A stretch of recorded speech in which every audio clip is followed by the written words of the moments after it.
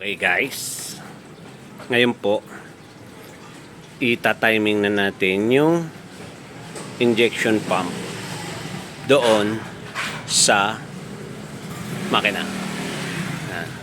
Iko-connect na natin siya, pero syempre bago natin siya ikabit yung belt, hanapin muna natin yung pagputok ng uno or yung paglabas ng fuel para sa uno. Ayan, so tignan nyo po yan ha. Gagalawin ko po ito. So ito po yung marker. Yan, ito po yung marker at ayun po yung isang marker. So i-verify lang natin kung totoo na pagka tumapat siya doon sa marker, tumapat silang dalawa, ilalabas ng fuel yon. To be sure, titestingin natin. Ayan po, tignan nyo po. Op, op, oh. Yan, nakikita nyo po, may lumalabas. So, yan na po yung tamang perfect timing.